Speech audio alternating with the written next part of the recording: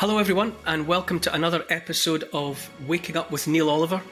My guest today is someone that has been right at the top of my list of candidates for interview from the very beginning of doing any of this. Dr. John Campbell, who is, I think it's no exaggeration to say that he's something of a YouTube sensation. Before that, John was a nurse for many years. That's really what he is, a nurse and an educator and communicator, nursing for 20 odd years, nearly 30 years. Also an academic with a degree and a master's degree and a PhD, hence Dr. John Campbell. He's also been a bit of an innovator in as much as he has been communicating his message to the wider world since 1991, recording first of all on VHS cassettes for anyone that's old enough to remember such artefacts, and then DVDs, and more recently, as I've already mentioned, online via YouTube. And when I last checked earlier today, John had in excess of 2.6 million subscribers, so that makes him pretty phenomenal from my point of view. He very much is interested in and has always talked about physiology, how the body works, and also how the body doesn't work, what happens to make the body go wrong. And there's an interesting line in an introductory message that John has on his YouTube channel, where he says that one of the main driving passions that he maintains is pushed by the notion, what is true? What is true? And I would say that over the years of the COVID adventure / debacle, that desire to identify the truth has become especially pertinent and timely. And so with that in mind, in pursuit of the truth, I cannot wait any longer to introduce Dr. John Campbell. Good afternoon, John. Good afternoon, Neil, and thank you for having me. And we're currently in a very wet and windy Carlisle, so it's great to be inside with you. Yeah, I was fascinated to learn that your base is Carlisle. I grew up mostly in Dumfries, which is just less than 30 miles, I think, from Carlisle. You're in the English side, I'm in the Scottish side of the border. But it's interesting to me to know that you're in a place that I know very, very well. And I think before we get into matters COVID and matters scientific, really, because of the way in which we all encounter you, which is sitting in that home office and working with the numbers all the time, working with those documents, it kind of feels as if you've appeared out of nowhere. You're just suddenly in our lives, those of us that follow you and listen to your output. But I'm fascinated to know more about your background and more about how all of this came to pass. And I mean, I suppose I can start with, by saying, what was it that nudged you in the direction of nursing and medicine and science as a career? I have actually been around for a while, a little over 60 years now, actually. I was actually born in Scotland, up in Ayrshire. When we moved to England when I was a child, I actually went into psychiatric nursing when I was 18. I just applied for a job at the local. It was an institution in those days, a local psychiatric hospital. And I did the normal 3-year training to be a registered mental nurse, as we called them in those days. And then I carried on and did the training in adult nursing after that. But I always liked teaching, so I sort of started pursuing some academic interests, even way back then when I was a young staff nurse. And I worked as a staff nurse basically for about 10 years, some work overseas, mostly in the UK. And after that, I decided to go into full-time nurse education. What was it about nursing? Was there a background? Was it in your family? As an 18-year-old, to contemplate psychiatric nursing, it's quite a challenging step. I've actually often wondered that myself. I left school when I was about 17 and actually started working in a lab. And it was interesting, but I knew it wasn't really for me. I like working with people, a more sort of interpersonal sort of thing. So, I thought some aspect of nursing would be interesting. And psychiatric nursing, then there was a lot more men in psychiatric nursing. So it felt like a more kind of natural fit. So I went into that. But once I started doing it, I just became fascinated with the mind and the way that the body works and the way it goes wrong. It's just a field of infinite interest and complexity, combined with the way that you interact with people. So you've got some of the science side, but you've got this personal interaction, and especially as a student nurse and as a young staff nurse, you're actually working hands-on with people all the time. So you develop a lot of skills. And because I'd always been interested in science, I started finding out ways to tie the skills, what you're actually doing, tying that together with the underpinning science and the underpinning physiology. So I just really kept doing that. And then after 10 years of that, I did a full-time course to be a nurse tutor. And I'm afraid I did that for 27 years. And a gentleman called Mr. Blair in the 1990s decided that nurse education should go into higher education. So we actually moved into universities after that. And in university, they seem to think academic things are important. So I went more down the academic route. I'd already done a first degree in science by that time. So I went on and did a couple of research degrees, a master's degree, and then eventually the PhD, which was really pretty well a pure research degree. In terms of media, I was always frustrated that I wanted to work in poor countries. I had worked in poor countries in the past, and I knew I couldn't do that because I was working in the UK, and you obviously got family commitments and work commitments. So what I did is I started making, as you say, these old VHS videotapes, and we used to send these to various places, and we made about 30, 40 hours of recording, just recording all the basic lectures. Then, of course, DVDs came along. So we jumped onto DVDs, and then YouTube came along, and we started doing YouTube in 2007. So fairly early adopter of YouTube. And then the subscribers from there did start to increase. We were getting, by the time COVID came along, between 2007 and 2018, 2019, we got up to about 20, 30,000 views a day.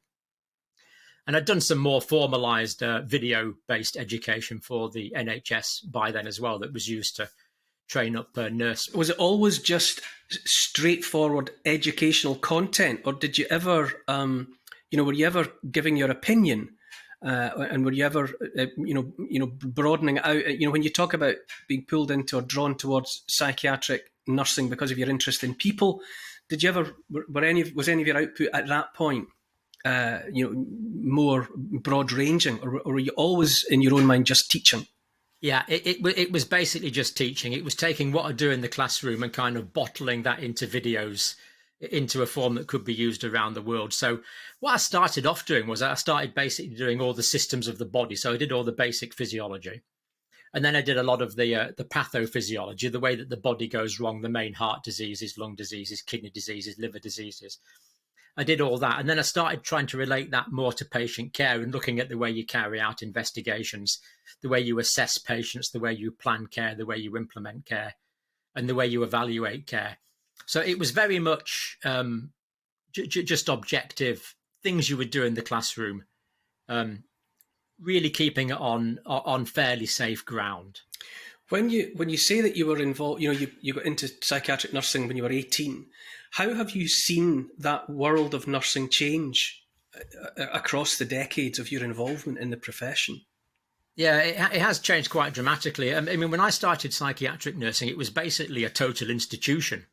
I mean, this was in 1975, actually, when I started doing this. And a lot of the patients were institutionalized. To be quite honest, a lot of the staff were institutionalized.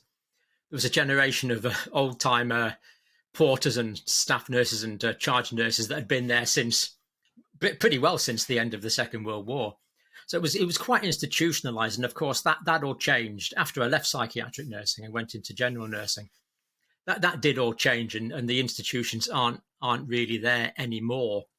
The big change for me was I went into nurse education in about 1989, 1990.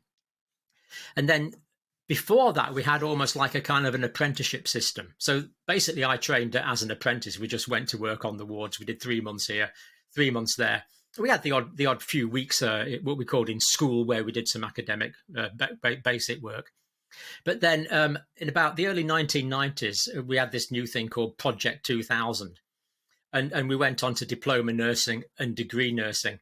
So the aim was to make it more academic. That was the idea, this sort of new approach. It probably didn't work as well as some people would like to give the impression that it worked. The people that were coming into nursing were basically the same. There were people that liked practical things primarily rather than academic things. And then, of course, we moved into higher education also in the 90s. And that was quite good at first, but then we had to comply with a lot of university protocols and ways of thinking, university organizational structures. And I personally found that quite difficult. I'm not really a structures person, but you had to spend quite a lot of time doing that rather than actually thinking about the actual work that you were doing. But I always tried to keep up the academic things and the open learning things and producing materials that can be used on a fairly wide basis. When you look back from now and you compare the nursing training that you had, as you say, as a job, going into an institution or a hospital and just doing the job and learning in that way, compared to the way in which it became much more of an academic pursuit, what do you think has been gained? What do you think's been lost on account of that transition from one to the other? I think probably the main thing is it's actually influenced the type of person that goes in for the job. So I've worked with some completely exceptional clinical nurses who might not be very academic, who might not be very good at writing essays. So now you can qualify in nursing, but you need to be quite good at writing essays to do that, as well as doing the practical work. Now, you could argue that that's improved the academic level, which is true. But when I was a young staff nurse, we had two grades of nurse. We had enrolled nurses that were considered to be the sort of bedside nurse. And we had the staff nurses who were considered to be the sort of more high-flying nurses that would be managers and teachers and things in the future. And I really feel that we've lost out on that quite badly for a long time. But we are now starting to have a nursing apprenticeship again. So there's actually two ways to go into nursing now. You can go through the academic route, or there is now an apprenticeship route as well. So it's good to see that that's coming back, because we need to encourage practical skills. And the fact that you can write an academic essay really has very little to do with how good you're going to be in clinical practice. The two actually different things. You could argue, to put this educationally, that it's a non-valid assessment, that you're actually testing for something that you're not actually wanting people to do the job for. And I think there's an increasing realization of this, but there's a lot of people in nursing who want to still keep it academic. They see that as being more prestigious. But in actual fact, the academic content is somewhat nebulous. It's not like the established sciences like physics, chemistry, biology, or even anthropology or sociology, where there's a recognized academic level.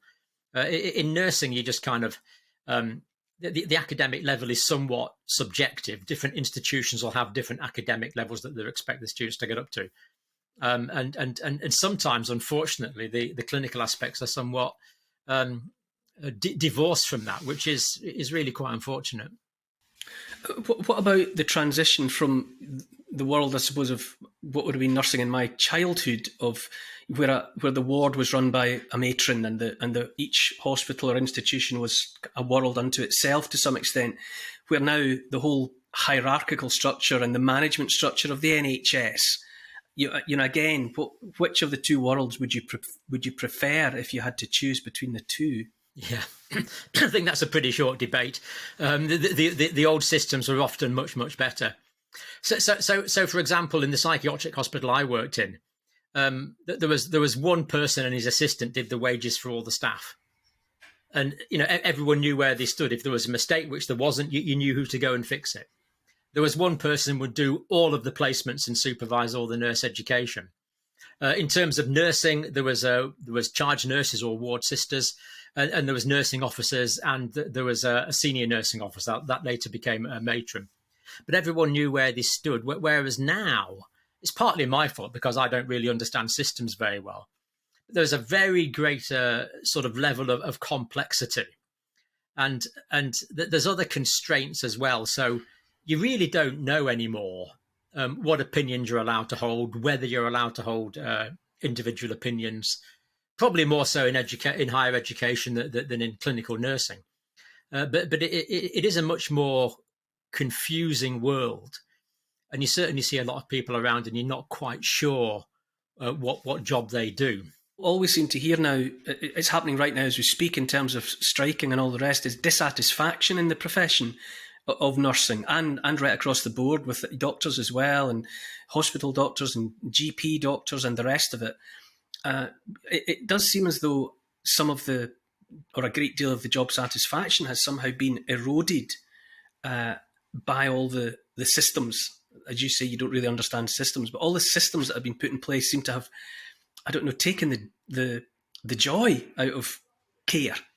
I think you're right. I mean, the interpersonal relationship between a nurse and a doctor and their patients, it still can be. It really is quite a precious one. So I had patients that I'd look after for days, weeks, sometimes even months, and you establish a relationship with those patients. And as well as that, we still have this token idea of a named nurse or a named doctor, but very often it doesn't work out very well these days. So you don't really get to know your patients anymore. And my medical practice, for example, is actually quite good given the constraints that we have. But every time you go, you'll tend to see a different doctor. You don't really have a family doctor anymore. You don't have the continuity. And that's absolutely vital to understand to be able to assess your patient. You can't really assess a patient with a telephone triage. You're not seeing the clinical features. You don't know the background to that patient. And each consultation becomes more like sort of a flowchart algorithm rather than an interpersonal reaction. I think what we really need is more personalized care and introduce more interest in the individual. Put back what you might call a bit of love into patient care. Strikes me as a great sadness that it must be surely that at heart nursing is care. It is an interpersonal relationship. It is between one human being and another, and to take that, to alter that to the point where it feels as if we are looking after the NHS now. I'm always troubled by this incessant use of the expression "our NHS." It has become a bit like it's the institution itself that has to be looked after by the population now, rather than the other way around, where the NHS should be a population of people who are caring for the people. Mm. Well, I always think it's the Gettysburg Address. Healthcare should be of the people, for the people, by the people. This is how it should be, and I think it should be more localized as well. I've actually, one of the best places I worked at was a local cottage hospital, and the staff there knew pretty well everyone in town, and people would come in at various stages of life, and very often they come in at the last stage of life. And it was open, and it was just a thriving, natural part of the community. It wasn't like an ivory tower that you visited. It was just part of the community that was sometimes necessary, and the staff there were integrated in the community. I've often wondered why the health service is so strained now. I mean, we do have a larger population, that's certainly true. But also what we're doing now is we're offering a lot more treatments. So even when I was a young staff nurse, a lot of terminal care would consist of giving analgesics, looking after people at home. Whereas now, because there are more treatment options that are available, people often seem to feel that because there's a treatment option available, it has to be used. So we're tending to use a lot more treatment options, and we have a lot more specialist people that will work in these areas. So I think part of the strain in healthcare is that we're just trying to do an awful lot more than we used to do. Now, very often that is a good thing to do because there's more advanced treatments and people can be cured that, quite honestly, in the past would have died. But by the same token, you've got to consider that just because a treatment is available doesn't always mean it's desirable. So I think we need a more individualized approach. So, for example, two people might have the same cancer. One might decide to go down the chemotherapy route. One may decide not to go down the chemotherapy route. But because the sophisticated treatments are there and the sophisticated specialist surgeries are there, much more of it is done. So there seems to be a much wider range of interventions being carried out now. And mostly that's good, but it needs to be done with more individualized discernment, I think. Now, right, fundamentally, you do not strike me as someone who sought the limelight as such. I mean, obviously, you're a teacher, so that puts you in front of groups of people, but it doesn't seem to me that you would take readily to being a very recognisable figure. So how do you feel about having emerged as such a key figure, viewed online by millions of people every week? How has that affected your own psychology? Yeah, it is really quite bizarre, and it was unanticipated. I mean, I think teachers to some degree you have to be a little bit egotistical to be a teacher. You're kind of walking into a class and saying, right, no, Listen to me now. I'm going to teach you things. Even if you do it, even if you're doing a much more sort of what we call an andragogical approach, it's still the teacher that's in charge, even though that it might be a student-centered learning. So I think teachers do, to some extent, like to hear the sound of their own voice, and that might be partly why I did all the recordings. But I think that the main motivation for doing all the recordings and recording all the basic physiology and pathophysiology was when I did lessons. Sometimes you think, oh, that went quite well. And other times when you did lessons, you think, oh, that wasn't so good.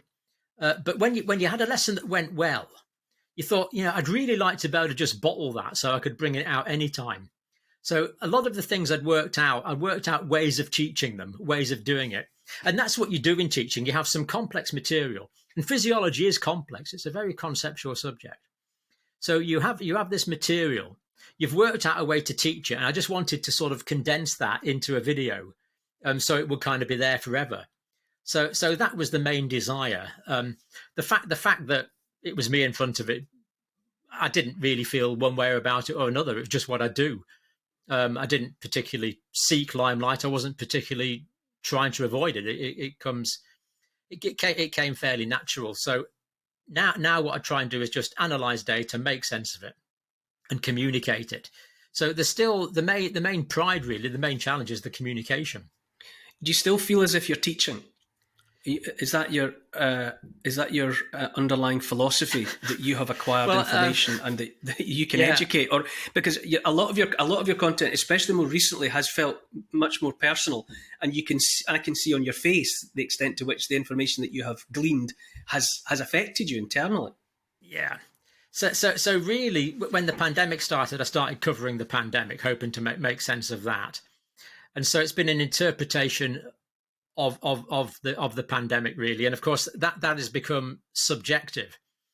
And I must say, I agree with your assessment. It has become a much more emotional exercise, because when I first started off covering the pandemic, looking back, I tended to believe what the chief medical officer and the chief scientific officer and the prime minister said. Surely they have our best interest at heart. And I believe the official notifications from the government. And to begin with, I think their intentions were quite good, but then other vested interest did creep into that fairly quickly. We know we had scandals over personal protective equipment and how those contracts were awarded. But as time has gone on and there's been further evidence has accumulated. So now, for example, we know that the risk from COVID-19, the risk of dying from COVID-19 is massively less than it was. And we do know that there's more side effects from the vaccines than were previously thought. So this has changed the risk-benefit analysis. And the trouble is the government guidelines don't seem to have changed with the risk-benefit analysis. So I really feel that having gone from just believing what the government says, now it's really hard to believe very much of what the government says, because they seem to be stuck in this sort of rut almost that they can't get out of without admitting that they've been wrong in the past. And because I've spent all my life working with patients, we know this is about men and women, boys and girls. This is actually personal to me, to my family, to you, your family, and all the people that we represent and we live within the community. And there has been a great sort of disappointment, really, in my breakdown of trust of the official narrative. And that has been quite, to be quite honest, that's been quite traumatic. I've gone from a position where you think our leaders have our best interest in heart to now wondering really where the heck some of these decisions are coming from. Because when I look at the ongoing evidence, I often come to very different conclusions than the official guidelines say. So if you look on the official guidelines now on the NHS, it still says the COVID vaccines are safe and effective. I mean, well, basically, we know that's not true. We know that the vaccines are essentially that there's a very small effect in the reducing transmissibility. We know there's particular dangers in giving vaccines, particularly for certain members of the population. The idea that we will be giving mRNA vaccines at the moment to young men, to me, is completely unconscionable, because we know they have quite significant side effect risks from that. And we know that their risks of getting severe disease are almost negligible. Because to me, healthcare has always been about the individual. We assess, plan, implement, and evaluate care on the individual. Healthcare doesn't treat communities, it treats the individual. And if I'm treating you, Neil, as an individual, then I'm doing what's best for you. I'm not going to vaccinate you to stop you making someone else sick, because healthcare is about helping the health of the individual. And we just seem to have completely lost sight of that. And that's apart from the fact that the science is saying that the vaccines now don't significantly reduce transmissibility anyway. Official sources just seem to have lost their way somehow, and I do find that very, very disappointing. Yeah, I mean, there have been guidelines set in place since the end of the Second World War that an individual, any given individual, was not to be treated for the betterment of the wider population. That was not to be the guiding principle. They were to be treated as that individual, and that it was an egregious wrong to contemplate doing something to an individual to make things better for everybody else. And that seems to have been set aside completely in this push for the mass vaccination. I was going to say, I think there's two things there. Firstly, we know that the vaccines are not having any significant effect on transmission, and even if they are, it's a small effect for a short period of time. So scientifically, there's no validity now to say get vaccinated to protect people around about you. At the peak of the pandemic, there was genuinely uncertainty as to what was happening. Looking back, I think the government should have had a lot more certainty than it had. I think the news that we were given was selective. I think mainstream media followed a particular narrative and really didn't give us any other choice. So we were sort of channeled into thinking in a particular way. But even then, I agree with you. The idea that you would give a treatment for the benefit of someone else is not basically what we do in healthcare. I mean, there are exceptions, of course. I mean, you get very noble people who give bone marrow, for example, for transplantation, which is a medical procedure on them to help someone else. But that's a choice they make as an individual. And the key thing is they're making that choice based on full informed consent. So if you're noble enough to give a bone marrow transplant, I'll say to you, well, this is a minor operation really for you. It's going to involve some discomfort. We're going to take a sample of your bone marrow, but this could save someone else's life. And you can say, you know what, I'm up for that. I'm happy to go through that discomfort. I'm happy to take that level of risk to save someone else's life. But you're making that as an informed, autonomous adult individual based on full information. So I think people could make that choice, but it has to be based on full information. So if you say to a young man, well, you've got a sick grandfather at home, if I give you this particular vaccine, this might reduce the possibility of you giving the disease to your grandfather for perhaps a 10-week period, and it might reduce that probability by about 10%. Now, if he says, well, yes, I think that's acceptable, then okay, that's a risk he might take if he knows the possible adverse effects of the vaccine.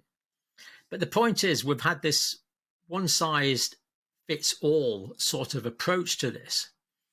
And this means that everyone's treated the same. So the guidelines at the moment for vaccination, for example, don't differentiate on terms of age. They basically advise everyone to get it. And that's okay if it's based on completely open data. But the point is the data is not free and the data is not open. Therefore, it is virtually impossible. It's pretty impossible for me to give a full risk-benefit analysis, having followed this all the way through. To give enough information for someone to make a fully informed decision at the moment, I don't think is possible because we don't have the information to make that.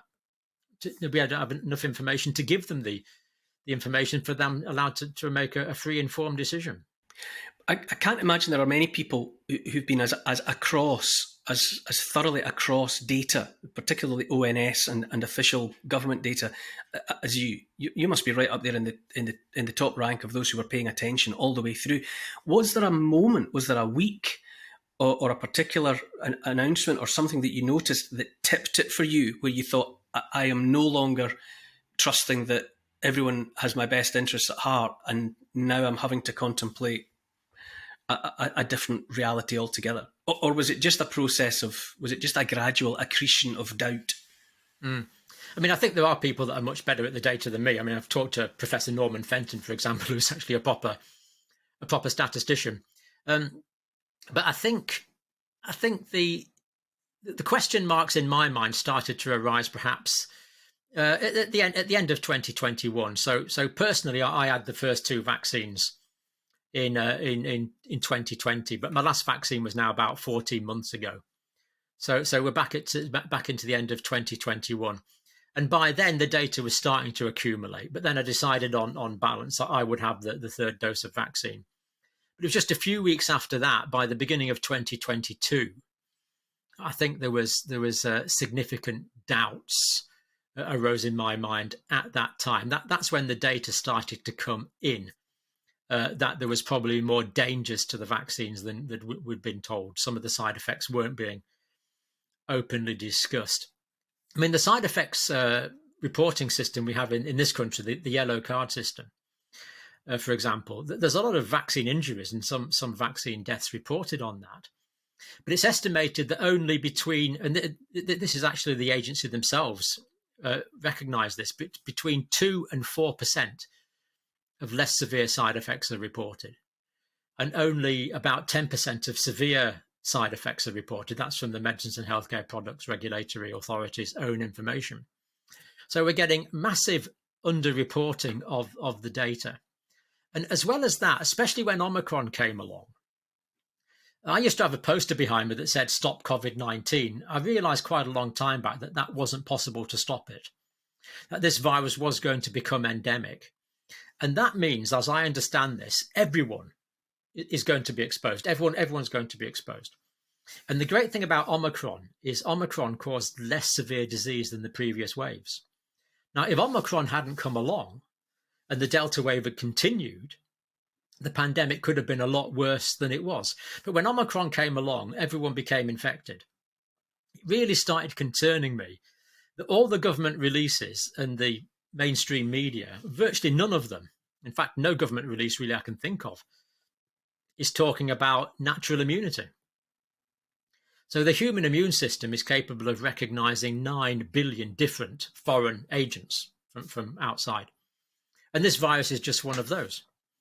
And as well as that, if you breathe this virus in, because it's a respiratory virus, that's going to stimulate immunity in your nose, your pharynx, your mouth, your trachea. It's what we call the mucosal compartment. You get mucosal compartment immunity. And because everyone in the country is exposed to this respiratory virus, we can assume that essentially everyone in the country now has got a level of natural immunity. And just from a sort of basic philosophical idea, the idea that induced immunity by giving injections, which, by the way, will not generate mucosal compartment immunity, the idea that that is better than the natural physiological immune system just seems almost a bit arrogant, really, to me. We have natural immunity to hundreds, thousands of viruses and bacteria out there. Really, why should this one be any different? Because it's becoming endemic, and we can't keep, even if the vaccines worked, which there's good evidence that they're certainly, I think we could say there's a diminishing return on the vaccines. Why were we ignoring natural immunity? Now, so some people who write into my channel are a bit cynical about this, Neil. They say you can't make money out of natural immunity. Knowing what you know now, you know, the journey that you've been on, if you had your time again, would you take that first dose? You know, I've often thought about this, that is a really good question. At the time when I had my first dose, for my age group, the possibility of death, we thought from the information was about 1.5% from COVID. Looking back, I don't think it was anything like that high now. But given the information that we had then about the risk of COVID, because we believed that the vaccine would prevent the transmission, given the information I had at the time, I think it was probably the right decision to have that first dose of vaccine, and arguably the second one. But if you knew then what you know now, what would your choice be? Yeah, I've often thought about that, and I really can't be definitive about this, because there was a risk in those days. We were in the alpha wave. People were people were dying from COVID at that time. If I knew then exactly what I knew now, on balance, I probably would not have had any of the vaccine doses. I am skeptical about, well, this is a lot of people are skeptical about the PCR test. But the way in which the PCR tests were being used during the COVID pandemic, when you look back now, do you think the figures were correct? That everyone who got do you think that people that got positive results back from the PCR tests that they were doing and sending away, and as I was at the beginning, I mean, I had to do PCR tests to get into a building that I needed to get into to work. Is it? Do you have faith in those figures? If you take the PCR tests first, Neil, the PCR test takes some of the RNA, the ribonucleic acid from the virus, and it doubles it and multiplies it. Now, I can't quite remember the figures, but if you use about 20 cycles of the PCR test to multiply the amount of virus by about 20 times, that probably is accurate. But if you're going on and using multiples of 30 or 40, then it can give false positives. There's no question about that. So to answer your question definitively, I think we would need to know exactly how many cycles of PCR they were using to get those results. And I don't believe we have that information. If they'd been using very high numbers of cycles in the PCR test, then you're quite correct. That would give false positives. But I don't know that we have that information. And this is part of the problem. There's a lot of information. There's so much information out there, it's hard for anyone to keep track of it all, of course. But also there's a lot of information we would like that is simply not in the public domain. So just to give you one example of that, in the original Pfizer and Moderna trials, the participant level data that gives the age, the sex, the comorbidities of the individuals who took part in the trial, that participant level data is not in the public domain. If that was in the public domain, then people like Professor Fenton could go off and analyze it and give us a lot more information. So we need much more to be in the public domain. I'm sure that's true. So to answer the question on the PCR, we would need to know the cycle thresholds at various times in various places. That would then allow us to adjudicate how many of these tests were false positives. Were there false positives due to high cycle levels? Then certainly there are. Certainly there was. Do you think we'll ever get that information? I mean, is it lost in the fog of war, so to speak, or do you think information is being withheld? I suspect someone's got it. I don't know where it would be, but I suspect the information on how many cycles the PCR, the government, I'm sure the information on how many cycles of PCR the government laboratories were using at particular times in the pandemic is available from the government laboratories that were set up. I'm sure that I think it was the Lighthouse laboratories they set up from memory. I'm sure that information is there. Mm. So it'd be good to have it. Now, What about in a terms lot of of the people, time? I was going to say, in terms of people dying from COVID, I wasn't working clinically during the height of the pandemic, but of course I got many friends who were. And with the Wuhan original wave and the Alpha wave and the Delta wave, this virus did get down into the lower parts of the respiratory tract. It probably got there through systemic absorption, we now believe. But that did cause characteristic clinical findings that weren't seen in other infections. So one of the classic ones that was seen, for example, is what's called ground glass opacity. So when someone's got pneumonia, you look at the X-ray, then where they've got pneumonia, it goes white. It's called a whiteout because the X-rays are being absorbed. So in COVID acute respiratory distress syndrome, people were experiencing these severe clinical reactions and it was dropping their blood oxygen levels. Then when you looked at the X-rays, you did see this ground glass opacity. That's when steroids started to be used, these very cheap, readily available steroid drugs. And they significantly reduced that inflammation and help my colleagues save a lot of lives. So there is particular pathologies that are associated with the coronavirus disease, and there is no question that killed people. Now, we can argue about how many people, because we've always got this argument of did they die with COVID or from COVID, because at that time, of course, there was an awful lot of COVID about. And we know that the main risk factors now for that are increasing age. It was older people that died and still do die from complications. But of course, older people die anyway. That's the nature of the life cycle. So it was killing older people, and also people with comorbidities, particularly obesity. We now know that people with obesity are more than twice as likely to die from COVID. So I actually believe, and this is why I found your question about would I be vaccinated against really quite hard to answer, because I'm convinced that people were dying of COVID-related disease and are now in China.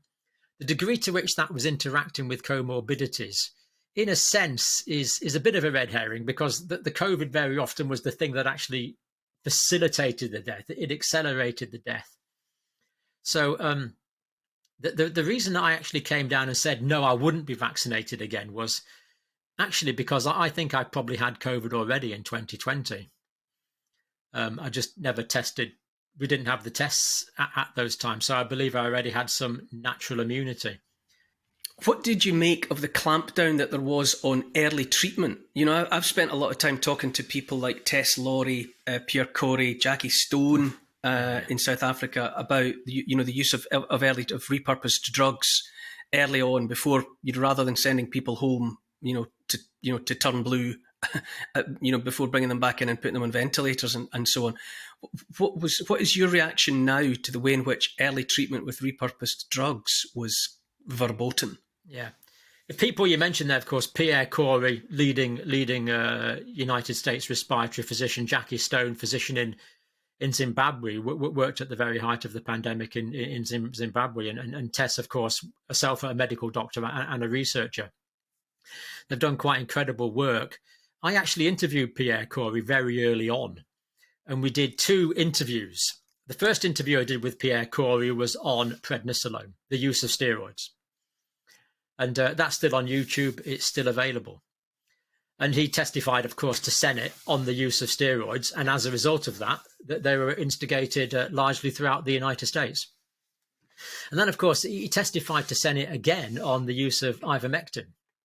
So when you've got doctors of the caliber of Jackie Stone, Tess Laurie, Pierre Corey, saying, just a minute, there's a treatment here and I think it might work. Whether it works or not doesn't matter. When people of that caliber are saying, look, I've got a treatment here, I think we should investigate it, then the mere fact that they're saying, we think you should investigate it, means that it should be investigated, not that all arguments should be shut down altogether.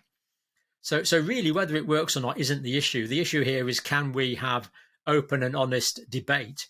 We used to have something called a medical opinion, where doctors were allowed to give their opinion, and it appears Pierre Corey wasn't allowed to give us an opinion. And the other thing about ivermectin was that there's over 4,000 million doses, I think the figure is, of ivermectin have been given throughout the world.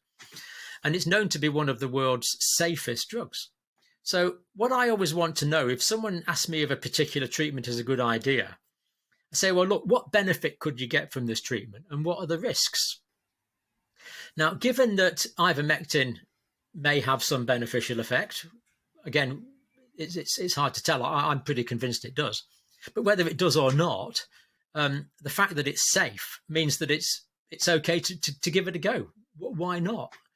If there's not many risks and there's a potential benefit, then let's go for it. Why on earth would you not be allowed to mention, as you say, an award-winning drug that's been given billions of times and has an unbelievably good safety record? The fact that that was not allowed to be talked about, I can only describe that as sinister. I think sinister is the right word to use there, Neil, because we're just not allowed to discuss it. We weren't allowed to debate it. So what I'd like to do is give evidence that ivermectin's effective, give evidence that it might not be, and argue that and come to some kind of conclusion on that. But the fact that we weren't allowed to discuss it on YouTube, on Facebook, and up until recently, in fact, on Twitter. That's changed now completely, of course. But not being able to discuss what is essentially a scientific matter is really, I agree, that is really quite a sinister thing, that this is not open to public debate.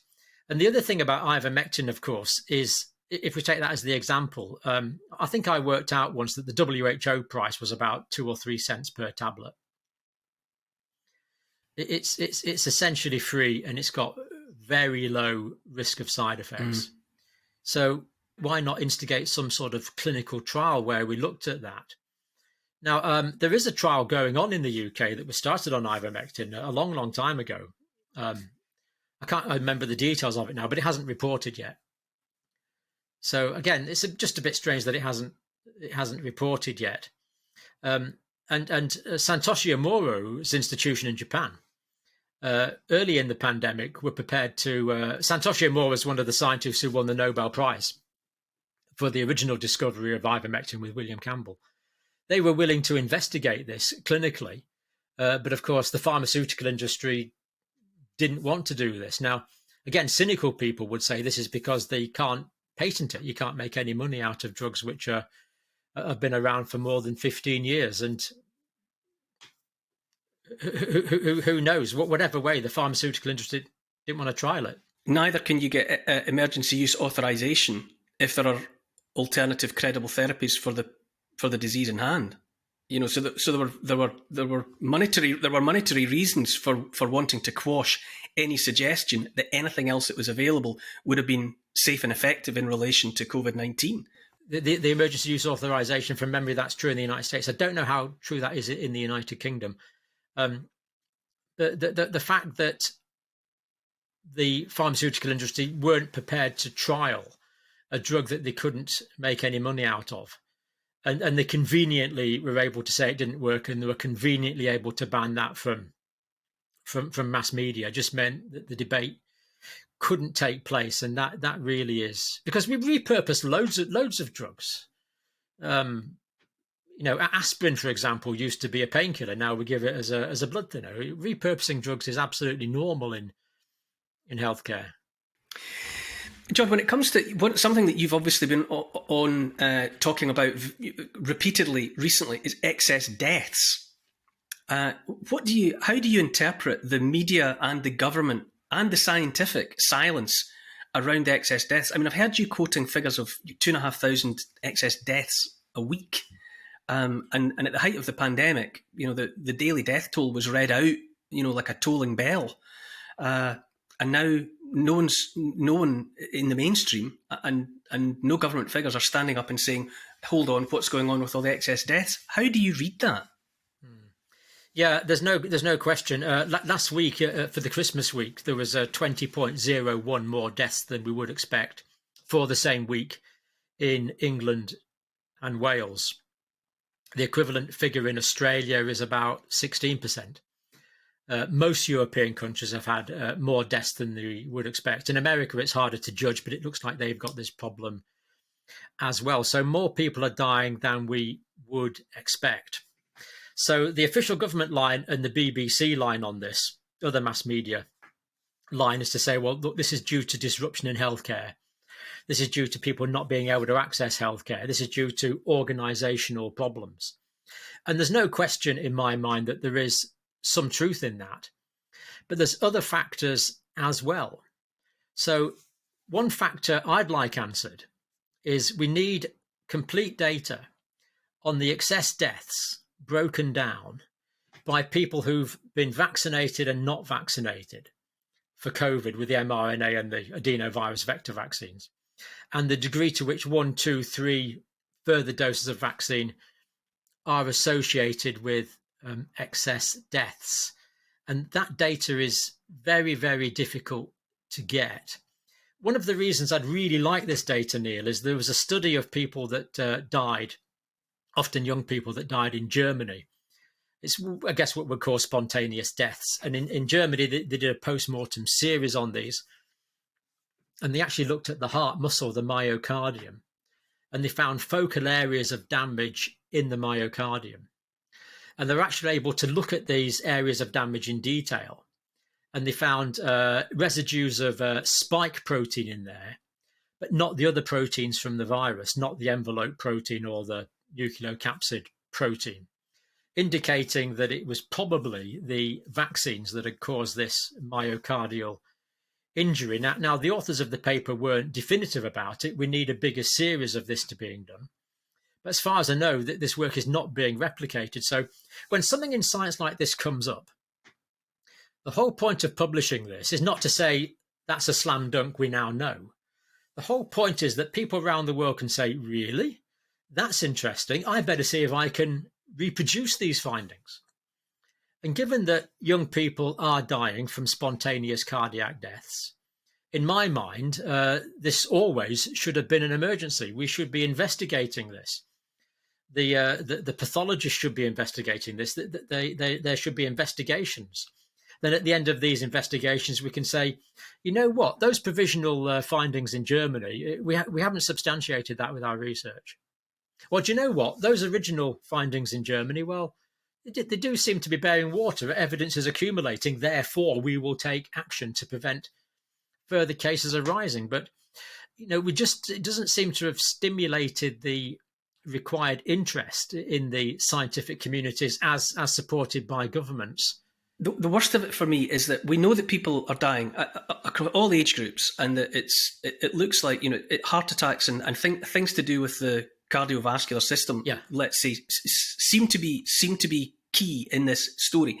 And the government and the media have joined hands to say, well, it's probably because people weren't able to access health services for a couple of years, and there's an end of it, rather than say, however, we really, because of the nature of this emergency, because we've got thousands of people dying a week that shouldn't be dying and haven't died like this before, we really ought to cover all the bases.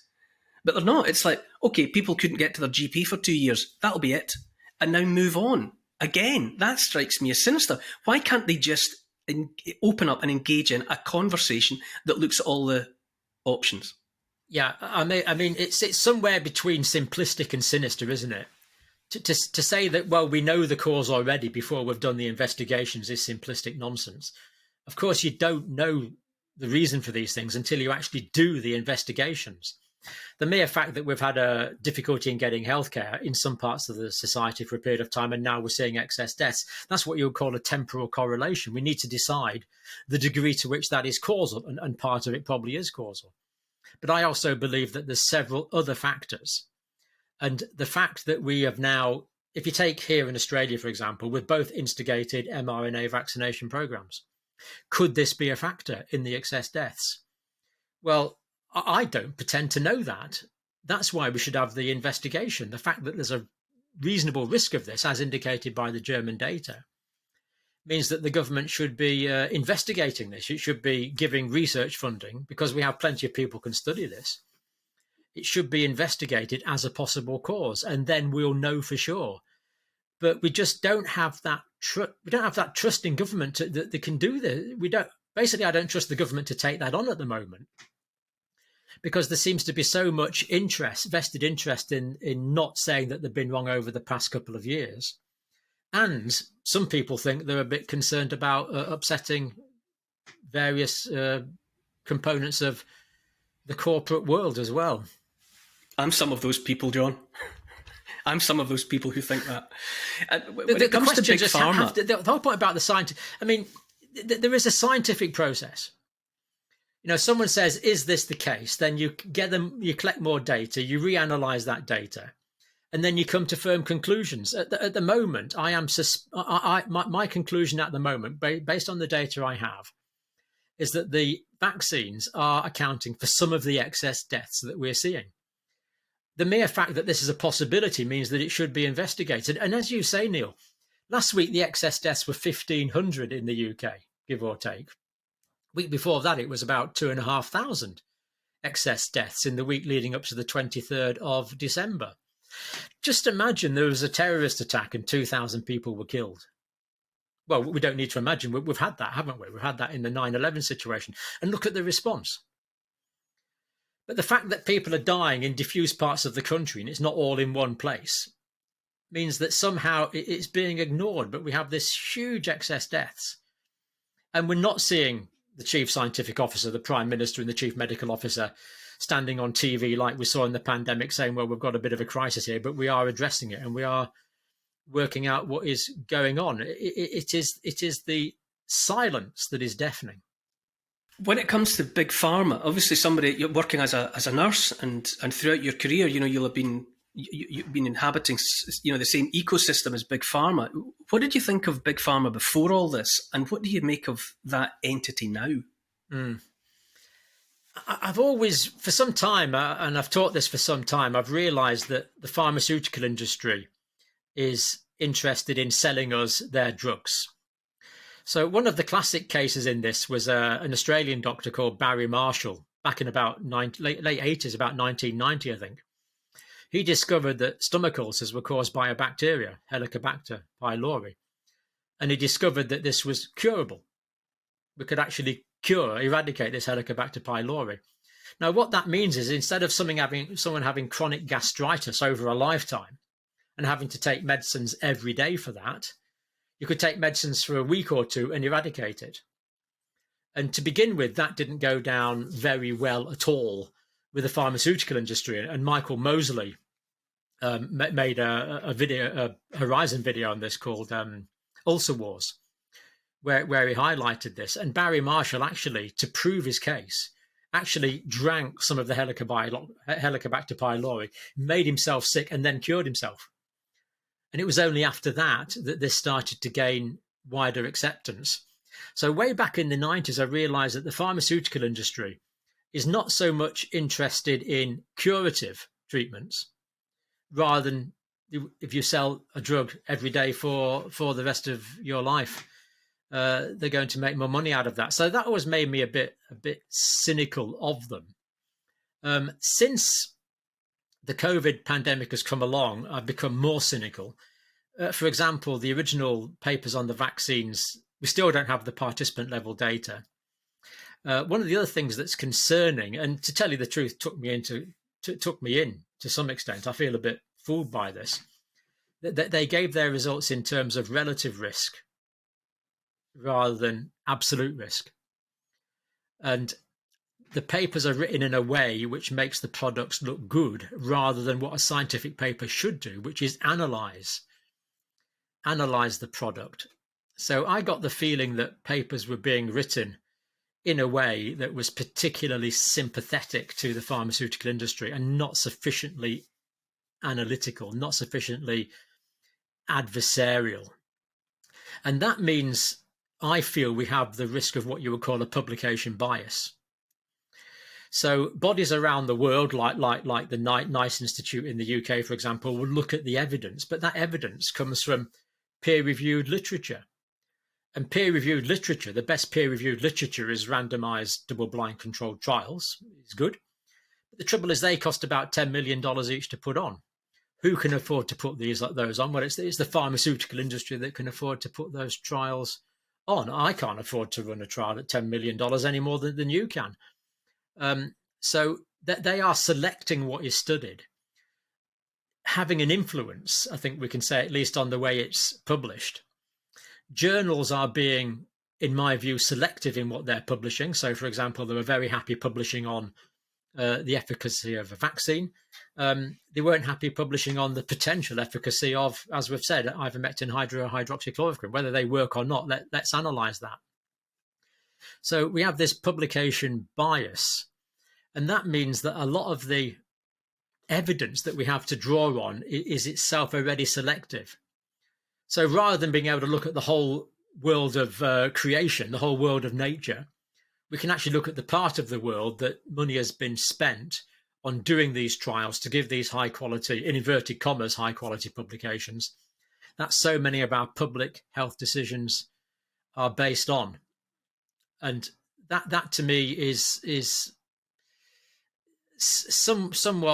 arguably somewhat incestuous, rather than having completely free range of scientists to investigate what they think appropriate, coming up with things that are beneficial, even if those things happen to be low cost.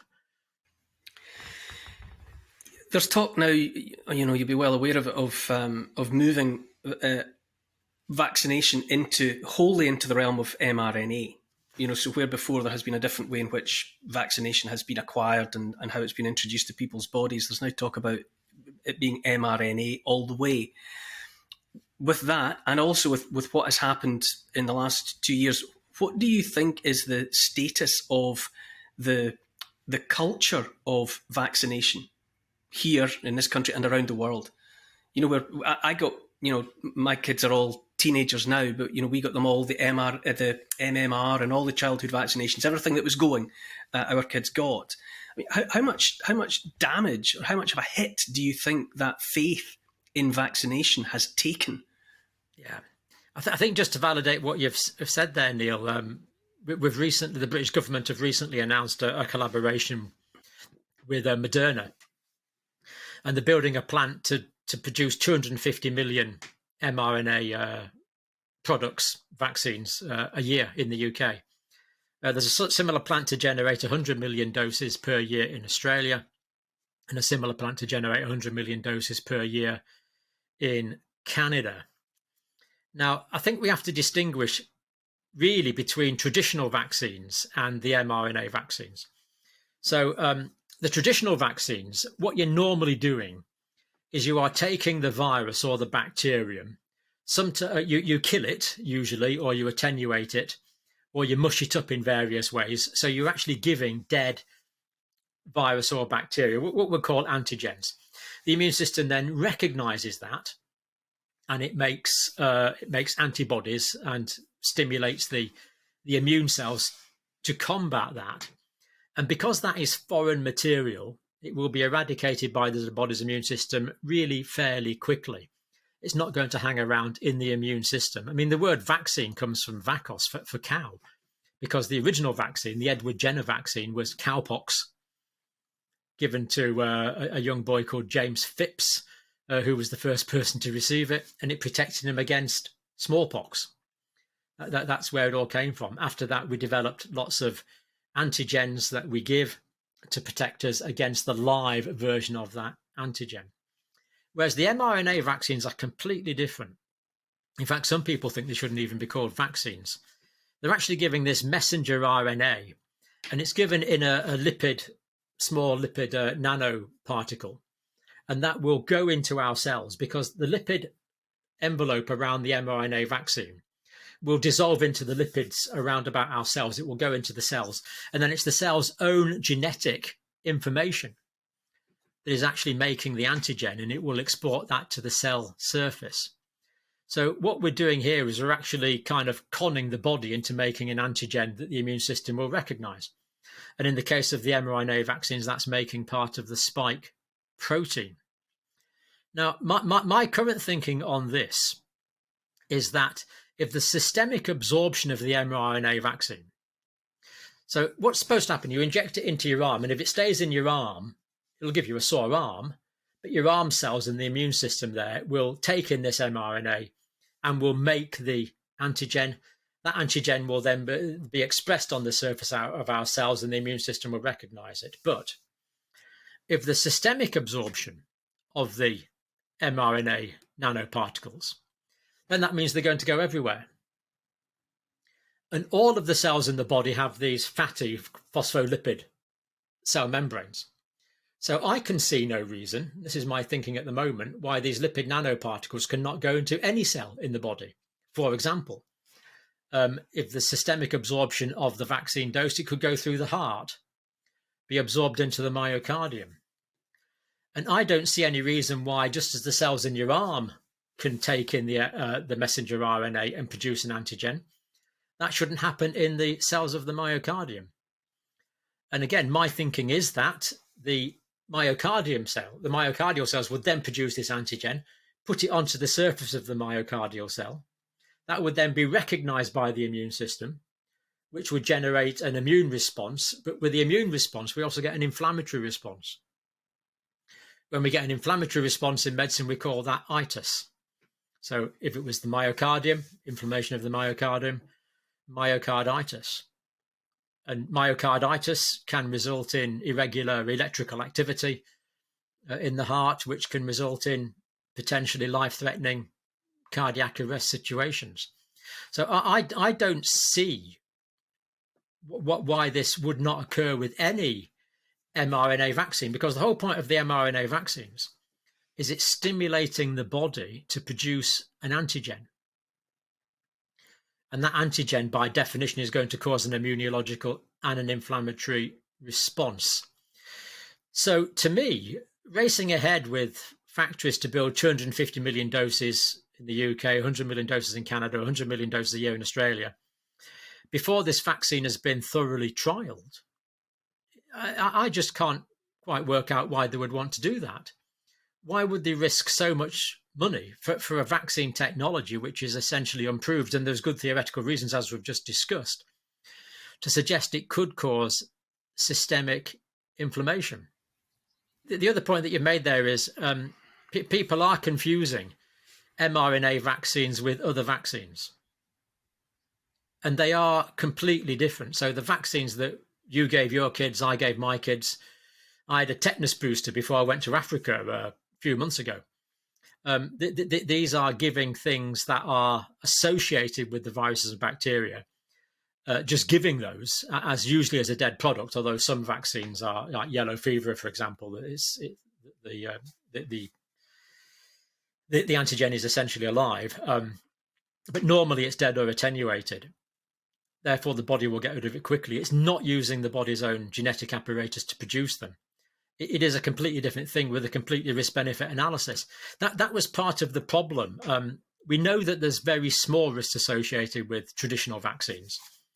And we also know that childhood vaccination has saved, there's no question in my mind about it, it's saved millions of lives around the planet. I mean, smallpox, for example, was eradicated through vaccination.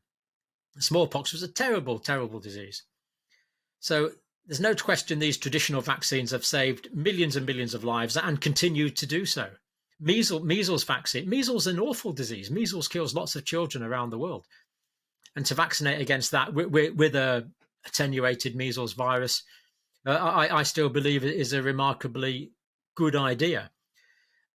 So because we know these vaccines are quite safe, when the mRNA vaccines came along, we thought, well, this is a vaccine, and we know that vaccines are quite safe.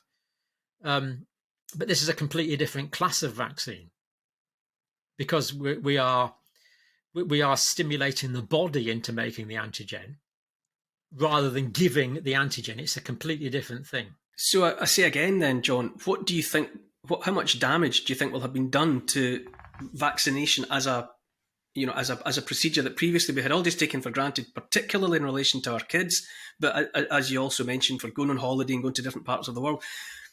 How much damage do you think has been done to the trust that was built up over 100 years? Yeah. Again, two things there. I think that trust has been substantially damaged. There's any question about that. The word vaccination has been tarnished. But as well as that, because the World Health Organization have focused so much on COVID procedures, the other vaccines, particularly in poorer countries, like the measles vaccine, like the tetanus vaccine that we mentioned, a lot of children have not been vaccinated against that, and there's going to be a lot more disease around the world as a consequence of that. But the trust issue is a significant one. Now, I think most people, most parents, for example, are able to differentiate between the modern mRNA vaccines and the traditional vaccines. But this idea that we have that more and more vaccines, for example, I'm pretty sure in the United States at the moment, they're producing an mRNA flu vaccine. And again, to me, the risks of systemic absorption there would be the same as with any other potential mRNA vaccine. Why would people want to go onto an improved technology before there's been very, very extensive animal and clinical work done on that? So at the moment, most of our vaccines are not the mRNA vaccines, apart from the COVID ones. But as more and more potentially become our mRNA vaccines, I just find that really quite an alarming prospect. And I do greatly regret the damage that has been done to the beneficial aspects of our vaccination program in the UK, which has been very good. Damage has been done, yeah. Yeah, I can tell you, John, if I was, in a different time of life and I had 3, toddler or younger infants now, and I was confronted, knowing what I know now, or suspecting what I suspect now, with having to get them treated with mRNA vaccines for everything, for the whole suite of childhood ailments. I wouldn't. No, I wouldn't. I wouldn't put them under the needle. No. If we're going to use mRNA vaccines for other antigen production, there must be complete, transparent, overwhelming evidence of safety. And at the moment, we haven't got that, so I wouldn't even contemplate it. As far as I understand it, all the other vaccines have got a recognised safety record, and the data is more transparent. But I think most people know not to conflate mRNA vaccines with the other vaccines. I think the level of education in the public on that is fairly good. But you're right, it does make you question. And it's this whole issue we've been talking about, the sense of betrayal and the lack of trust means that it's harder to trust anything from the government. The facts have come out, like we know that the regulators receive substantial amounts of money from the corporate world, for example. That just doesn't sit right at all.